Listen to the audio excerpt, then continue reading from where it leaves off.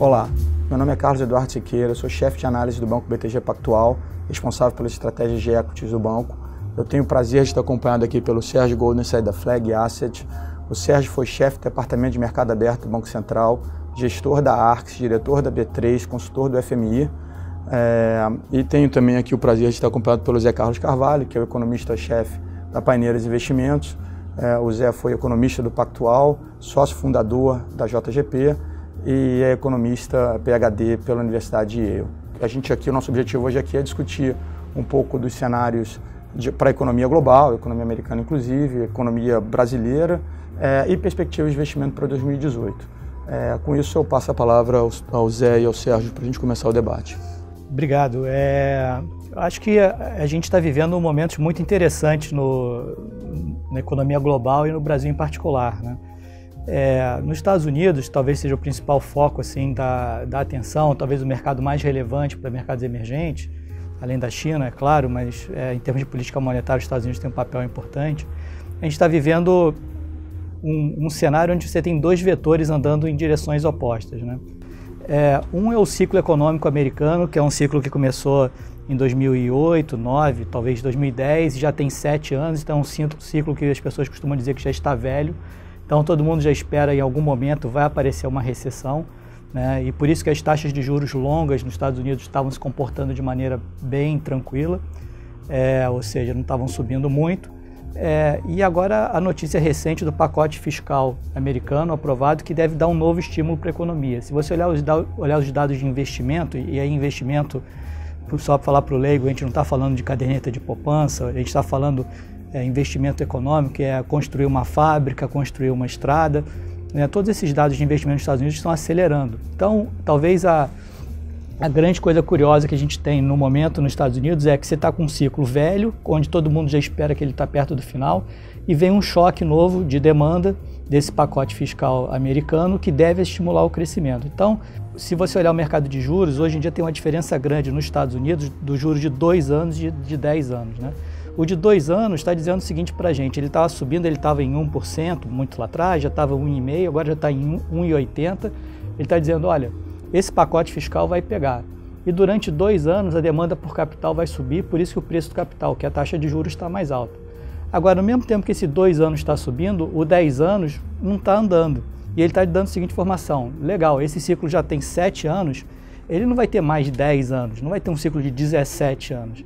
Então, o Fed vai subir os juros, né? Vai ter mais crescimento nos próximos 2 anos, o Fed vai subir os juros, mas no horizonte de 5 a 10 anos esse ciclo vai morrer e vem uma nova recessão. Então, a gente está nesse momento. Então, isso a princípio é um cenário bom para o Brasil. O Brasil, né, o Roberto Ramos falava, né, que o Brasil não perde uma oportunidade de perder uma boa oportunidade. A gente vem perdendo várias boas oportunidades porque os últimos anos têm sido muito bons para o Brasil, a gente não fez nada. Mas o que eu acho que vai acontecer nesse cenário internacional, no fundo ele está dizendo para a gente que a gente tem mais alguns anos para aproveitar e fazer as reformas que são necessárias para o Brasil, né? Porque se você olhar com relação, por exemplo, do MSCI, que é a Bolsa de Mercados Emergentes, não de Brasil, de emergentes em geral, com a taxa de juros do Fed, muitas vezes a gente pensa o seguinte, quando o Fed está subindo os juros, isso automaticamente vai ser ruim para emergente. Não é verdade. Enquanto o Fed está subindo os juros, é porque tem crescimento no mundo e nos Estados Unidos em particular. Então, em geral, quando tem crescimento, é bom para emergente.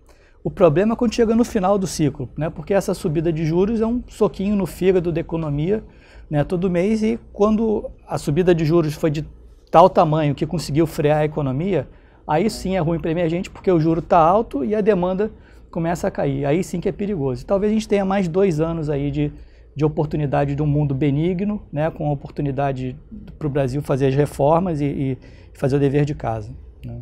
Certo. Eu compartilho da visão do Zé Carlos, né, de um ambiente externo benigno, favorável, porque em síntese o que nós temos é um crescimento sólido, um cenário ainda de inflação moderada, a gente não percebe ainda pressões inflacionárias relevantes e ampla liquidez global, porque a perspectiva é que o Fed, devido a essa inflação baixa, promova o aperto monetário de forma muito moderada. E ao mesmo tempo, nós temos bancos centrais importantes, como o do Japão e da Europa, ainda injetando liquidez.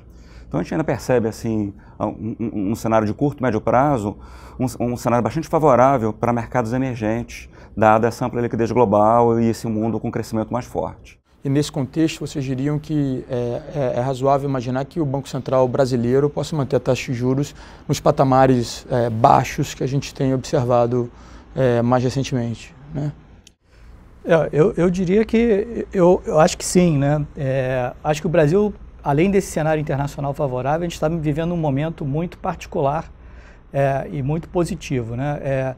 A gente teve uma queda de juros muito significativa no espaço de um ano, o juro era 14,25, né? E já estamos em 7%, provavelmente pode vir até um pouco abaixo de 7%. E isso aí, eu acho que com uma defasagem que a gente já deve ver no próximo ano, né? Se você olhar a relação entre política monetária e crescimento, que é a coisa assim, mais básica da economia, né? A gente pode esperar um crescimento bem maior do que o consenso do mercado está aí. A gente aqui na Paineiras, a gente espera 4% de crescimento para 2018. Né? E acho que está todo mundo revisando isso. Por exemplo, há 6 meses atrás, para 2017, todo mundo esperava 0,5%. Hoje já vai ser perto de 1,1%. Então, e se você olhar alguns dados para a produção industrial, já está crescendo 4% ano a ano. Dentro de produção industrial, a produção de bens de capital, ou seja, bens de investimento, está crescendo 15% ano a ano. Então, não é uma coisa ruim. Você está vendo o crescimento. O IBCBR do Banco Central, que é uma proxy, uma medida do PIB, mas só que tem a vantagem de ser mensal, já está crescendo 2,90% ano a ano. Então, eu acho que esse crescimento de 4% para o ano que vem está se consolidando. E o que você perguntou do Banco Central, eu acho, por que é única essa oportunidade? Porque no ano que vem, né, ano que vem, estou falando 2018, a gente vai ter oportunidade de ter um crescimento forte, mas sem acelerar muito a inflação. Por que não vai acelerar muito a inflação? Tem alguns conceitos, né? A inflação ela costuma acelerar quando você está usando a economia de maneira muito forte. Então tem 2 conceitos que a gente pode medir isso. Uma é a taxa de desemprego. A taxa de desemprego era 5%, 6%, hoje chegou a 13% e hoje está em 12%. Então 12% é muito desemprego, então não tem pressão de salário. E junto com a taxa de desemprego paralelo tem o desemprego da economia, das máquinas, de tudo isso, que a gente chama de ato do produto, é a capacidade ociosa.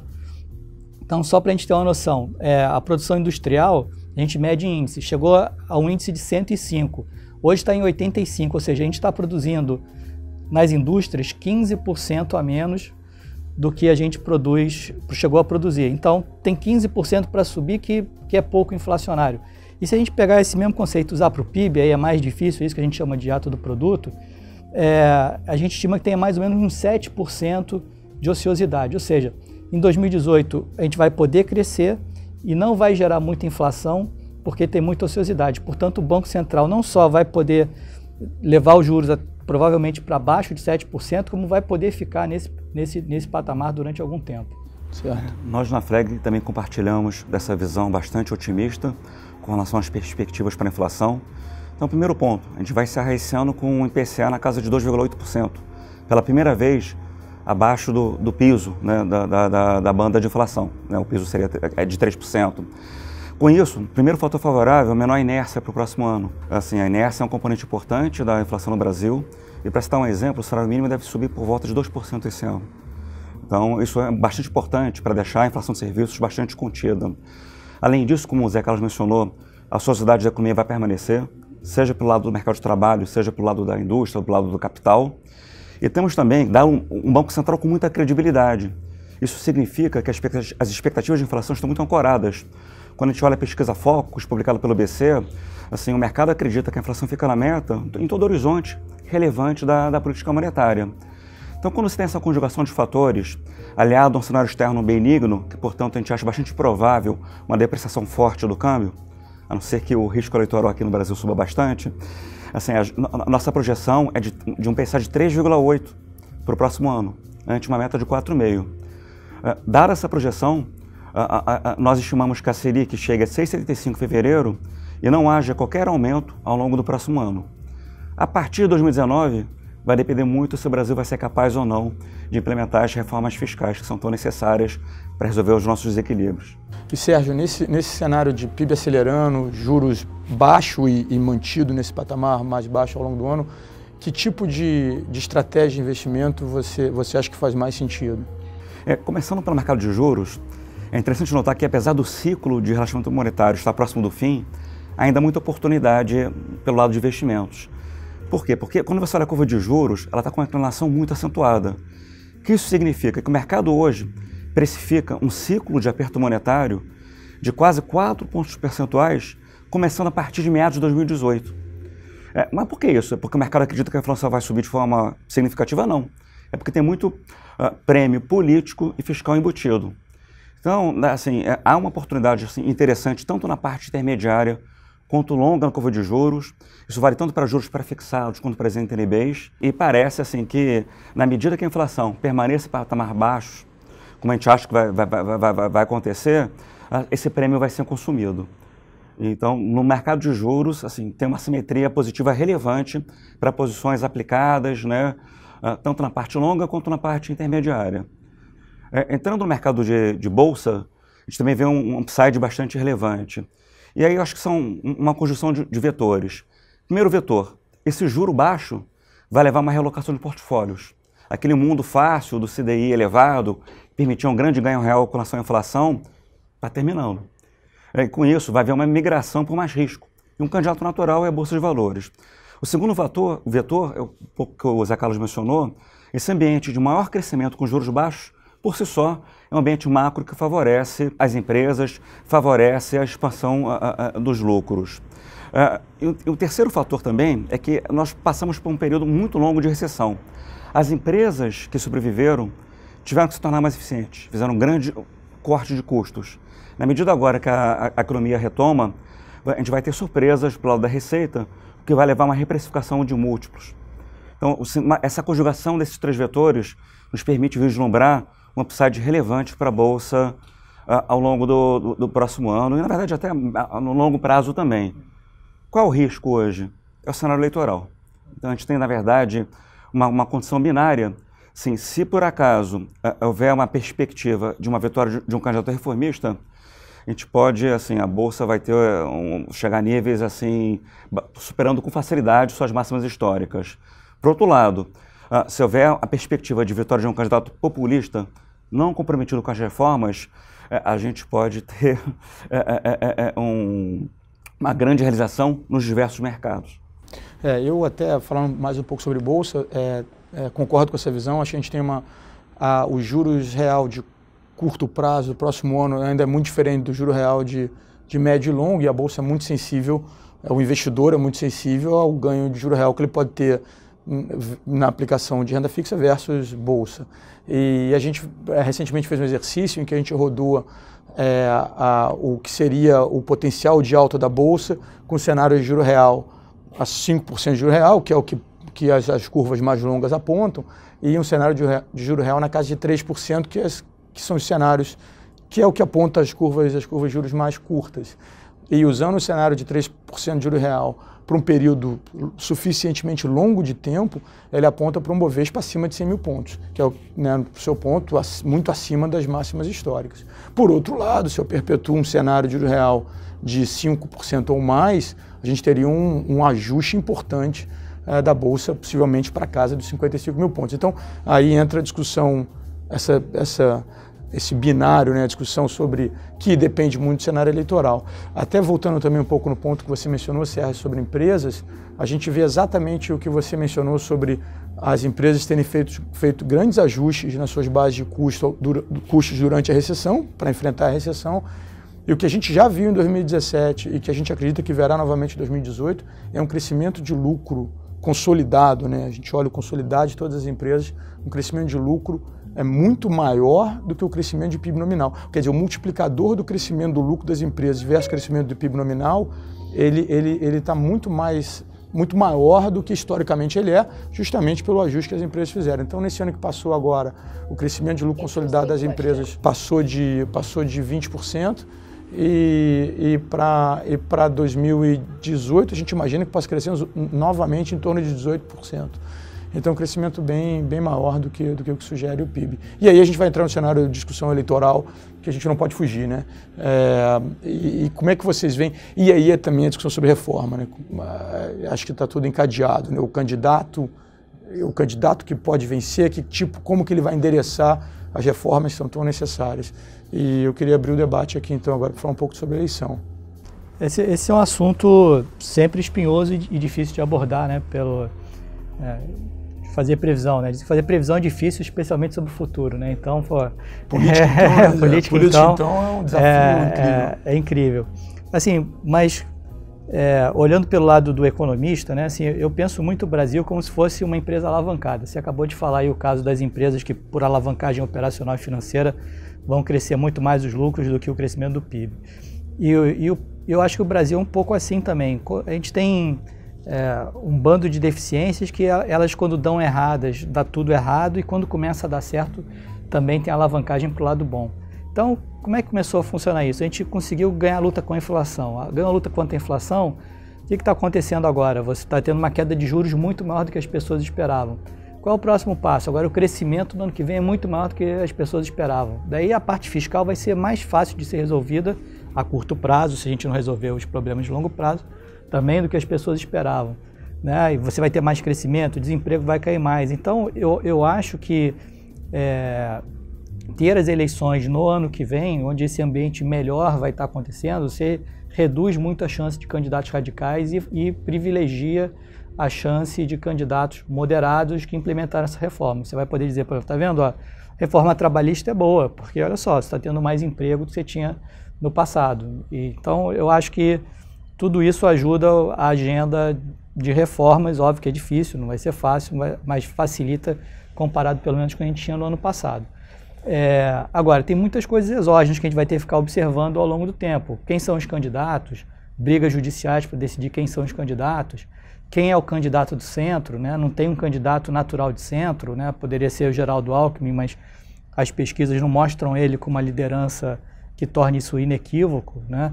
Tem alguns candidatos que estão fora no momento, que podem voltar, também parece provável. Então, tudo isso vai tornar bastante volátil o cenário. Eu só diria que por esse viés econômico que eu tenho, de achar que as coisas vão estar melhores no ano que vem, eu imagino que um candidato não radical tem mais chance de ganhar do que continuidade, do ponto de vista de política econômica.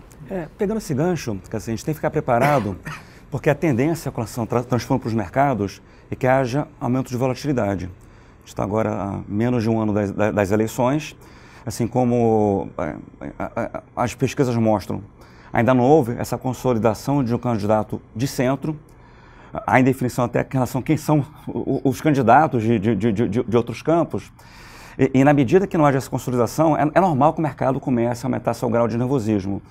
Então, assim, apesar de ter uma visão otimista com relação tanto à perspectiva macroeconômica do país, como também com relação à probabilidade de vitória de um candidato de centro, comprometido com as reformas, assim, esse cenário está longe de ser garantido. Então, assim, olhando para os mercados, é natural que, assim, suba a volatilidade, que talvez, assim, é natural que você se prepare, seja com posições, às vezes, um pouco mais táticas, ou seja também realizando hedges para se preparar para uma situação mais de cauda. Eu compartilho das duas visões, a visão de que a gente tem que a economia melhorando, a chance de um candidato de centro-direita alinhado com as políticas econômicas atuais, reformista, que ele venha vencer as eleições, ela aumenta naturalmente. A questão é toda quem é essa figura, né? Quem é o cara que vai incorporar essa demanda por continuidade, por políticas econômicas e reformas. E com isso a volatilidade acho que é inevitável. E até pensando nesse campo, eu vou aqui me adiantar e depois passo a palavra para vocês também. O que a gente tem tentado, da maneira como a gente tem olhado bolsa, com esse viés positivo, de que tem um potencial de alta grande, especialmente se a gente considerar a vitória de um candidato alinhado com as reformas, mas a gente está buscando ativos que sejam mais resistentes à volatilidade que deve ser gerada nesses próximos meses, à medida que o debate eleitoral avance. E eu diria, e eu não sei se vocês concordam comigo ou não, mas me parece que o mercado hoje ele precifica uma alta chance de não haver aprovação de reforma da Previdência, mesmo que um formato muito diluído nesse governo, né? Parece que o mercado começa a acreditar que é muito difícil, que de fato é, né? Muito difícil que tenha aprovação nesse governo. Então, qualquer notícia positiva nesse campo, nessa direção, poderia ajudar os preços dos ativos brasileiros, né? Eu acho que nesse caso gostaria de destacar, talvez, duas oportunidades para mim que são bastante interessantes. Primeiro, eu já mencionei um pouco sobre a inclinação forte da curva de juros, Quando a gente olha esses juros intermediários, vencimento 2020, por exemplo, me parece que é um jogo de ganha ou ganha. Se o cenário político for favorável, com a consolidação de um candidato de centro, reformista, a gente vai ter uma apreciação do câmbio, a inflação vai continuar muito baixa e, portanto, toda essa alta que está embutida na curva de juros não vai se materializar. Vamos pensar agora no cenário negativo. Imagina que o candidato populista venceu as eleições. Não me parece que o primeiro ano de um candidato populista seria um ano de choque de juros, tá? Então, promoveria um choque de 400 basis points, de 4 pontos percentuais, né, da taxa Selic.